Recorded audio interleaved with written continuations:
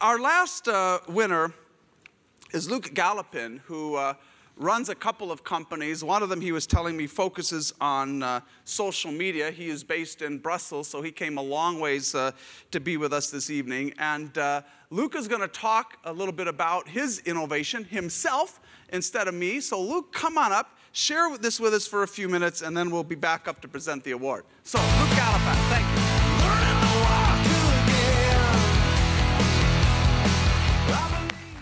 Thank you very much. My entry was about classical music and leadership.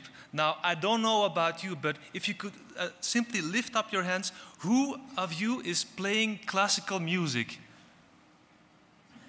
That resembles the number of people who play music in an executive management team. So what we actually did, or what I'm talking about in that article, is that we take an executive team, we put them together in the rehearsals of a classical music orchestra, and we just see what happens. Now, a little bit more background on that. What actually the situation was that in Belgium, all the orchestras are sponsored by the government up to a very large percentage. And what we wanted to do is to make them a little bit less dependent on those government grants, because those government grants, as you know, some governments in Europe are not doing so well, and the Belgian government is kind of wobbling, just to state the obvious. So what we wanted to do is just, okay, we need more financing, we need more independence for those orchestras. So what we did, we thought, well, okay, let's take an executive team, put them together in the rehearsal of an orchestra, and we'll just call it team building and see what happens. They'll have fun, we'll have the money, and then just go. Surprise, surprise, because what happened was actually quite accidental in nature. We did not expect that those executives would come out of there and really report back to us that it was fundamental to them. They learned about leadership. They learned about communication. They learned fundamentally about giving feedback. And mind you, those are all executives with the same proportionality as you in love and fondness and keenness on classical music. So if you're lucky, 1 out of 10 of an executive team plays music or goes regularly to a concert, okay? But still, they come out, and what we discover is that music actually is a vehicle of articulating stuff about leadership, about communication and giving feedback that we are otherwise not capable of communicating.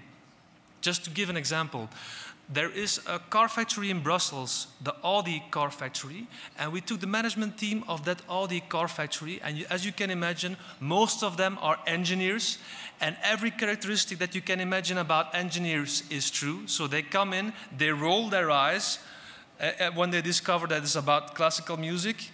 We make them observe things, and we make them reflect on the fact that this could be you. This is a mirror in front of you. And me as a facilitator, I'm going back. I'm taking a step backwards. And I just ask them, look at the leadership. Look at the communication.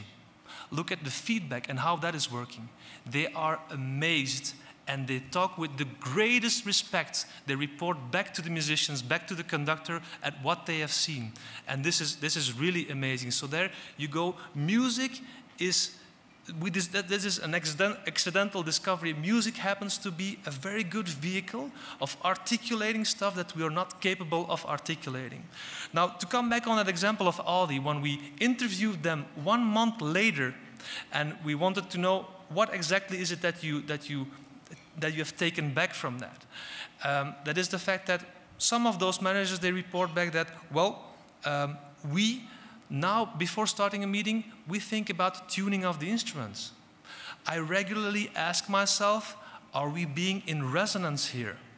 Are we making music? Or are we just like individuals, like soloists, making some noise?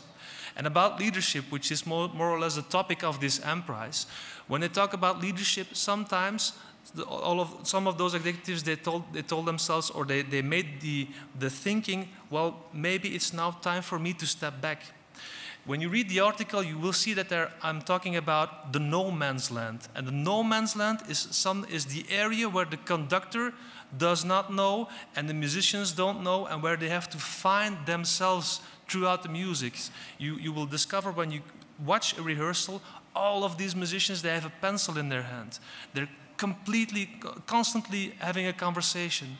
Another thing you will notice is when you are in that room, it's really, you have to be present there. It's an uplifting experience, is that there's an enormous amount of focus, of concentration on there. So I guess this M-Prize is for me a recognition, and by the way, this is a not-for-profit organization, BiZZarts, who's running this initiative, and the real founders, they are back in Belgium, probably wondering what I'm saying here on stage about them. It's a recognition for learning, and I mean real learning, not teaching. Teaching is about transmitting knowledge onto the people. This is about triggering learning, which is an inside-out thing. And this award, to me, is a recognition of what learning really is, putting learning back where it belongs. And for my friends Frank and Dominique, who are the founders of the BiZZarts initiative, it's also a recognition for the outlaws and the misfits. You mean, you know, the, what's it called? The round pegs in the square holes? Eh? Well, these guys are like that. When they first came to me and they talked to me about the initiative, I went like, you serious? You think that's going to work? You think we'll get any management team interested in simply doing that, even talking to us? But they persisted, and they did it.